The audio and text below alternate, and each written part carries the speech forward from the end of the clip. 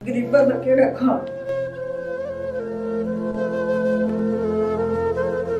बच्चे ते आंदे रहंदे शोदे अम्मी सन सेब ला दे कदी खादे की लेके देवां उन्हां घर है ओदा किराया है 6000 जी 6000। अच्छा बिजली का बिल कितना है? बिजली का बिल पहले गर्मियों च आंदा है कदी 12 कदी 10 कदी 12 कदी 10।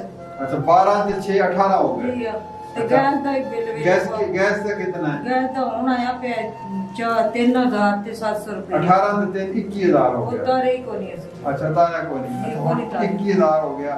ये खावन पीवन का किचन का खर्चा कितना है? खावन पीवन दा फिर कदी लून मिर्च ना खा लिया कदी बच्चियां में सौ गईयां साडा दी तो 5-7 रुपए या 10,000 रुपए तो रोटी तो लगता ही होएगा ना घर का। हां जी इन्ना ते थोड़ा थोड़ा करदे लग ही जांदा।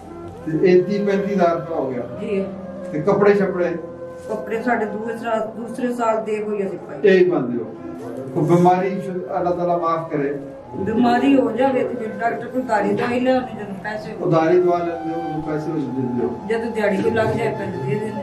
अच्छा 40-50,000 रुपया तो होगा तो बच्चे की शादी का हाले कोई नहीं सोचा? बच्चियां शादी है में बेटियां कोई नहीं सोचा। कोई नहीं सोचा। जी नहीं सोचा। अच्छा जवान बच्चियां बेटियां ना खर्चा कोई होवे तो मैं देवां। अच्छा हुणे 40-50,000 रुपया तो बन गया खर्चा। ये हुण आमदनी केड़ी है तुम्हारी ਜਿਹੜਾ ਤੁਹਾਡਾ ਮੀਆਂ ਮਜ਼ਦੂਰੀ ਕਰਦਾ ਉਹ ਕਿੰਨੇ ਮਹੀਨੇ ਦੇ ਕਮਾਉਂਦਾ? ਉਹ ਅੱਡੀ ਜੋੜਦੀ ਹੁੰਦੀ ਦੁਕਾਨ ਉਹਨੇ ਤਰੇਵੇਂ ਅੱਡੇ 'ਚ ਪਾਈ ਹੋਈ ਹੈ। ਅੱਛਾ ਤੇ ਕਦੀ ਕੋਈ ਆ ਜਾਂਦਾ ਤੇ ਪੱਟੀ ਲਾ ਦਿੰਦਾ ਨਹੀਂ ਤੇ ਵੇਲਾ। ਮਹੀਨੇ ਦੀ ਆਮਦਨੀ ਫਿਰ 500 ਰੋਜ਼ ਦੀ ਹੋਈ ਤੇ 15,000 ਹੋਈ ਨਾ। ਜੀ ਆ ਛੁੱਟੀਆਂ ਵੀ ਹੋਈਆਂ ਵਿੱਚ ਕਦੀ ਲੱਗਦੀ ਕਦੀ ਨਹੀਂ ਤੇ ਫਿਰ ਦੂਸਰਾ ਮੁੰਡਾ ਖਰਚਾ ਹੈ 50,000 ਤੇ ਦੂਸਰਾ ਮੁੰਡਾ ਕੀ ਕਰਦਾ? ਉਹ ਮਿਸਤਰੀਆਂ ਦਾ ਕੰਮ ਕਰਦਾ ਉਹ ਮਿਸਤਰੀ ਉਹ ਦਿਹਾੜੀ ਤੁਹਾਡੇ ਨਾਲ ਹੀ ਰਹਿੰਦਾ? ਜੀ ਉਹ ਘਰ ਹੀ ਉਹ ਉਹ ਕਿੰਨੇ ਪੈਸੇ ਕਮਾਉਂਦਾ ਹੈ? ਉਹ ਕਮਾ ਲੈਂਦਾ ਦਿਹਾੜੀ ਜਿਹੜੀ ਤਰੇਵੇਂ ਚ ਟਿੰਦੀ ਵੀ ਉਹ ਹੀ ਲੈਂਦਾ ਕਿੰਨੇ ਦਿਹਾੜੀ ਹੈ?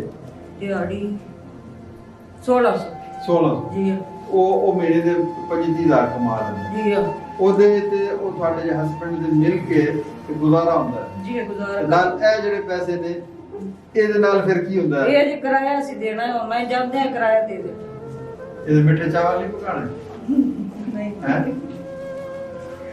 गरीबा दा केड़ा खा बच्चे ते आंदे रहंदे शोदे अम्मी सन सेब ला दे कदी खादे की लेके देवां उन्हां कोई नहीं खाना। ਅੱਛਾ ਤੇ ਅੱਜ ਸਾਰਿਆਂ ਨੂੰ ਸੇਬ ਲੈ ਕੇ ਖਵਾਓਗੇ ਕਿ ਇਹ ਕਿਰਾਏ ਤੇ ਚਲੇ ਜਾਣਗੇ? ਸੇਬ ਕਿੱਥੋਂ ਆਣਗੇ? 7 ਵਾਰੀ ਬੂਆ ਸਵੇਰੇ ਸਵੇਰੇ ਬਾਬਾ ਸਾਡਾ ਖੜਕਾਈ ਖਲੋਤਾ ਹੁੰਦਾ ਕਿਰਾਏ ਦਾ ਅੱਛਾ ਕਿਰਾਇਆ ਦਿਓ ਪਈ। हाँ आज भी उन्होंने मैं आके ही बाबा जी अल्लाह करे ठीक है तो फिर तेन दे ये वो सब सवालिया निशान है जो मैं आने पास हुकूमत भी कर रही है लेकिन हमें भी तो कुछ करना है।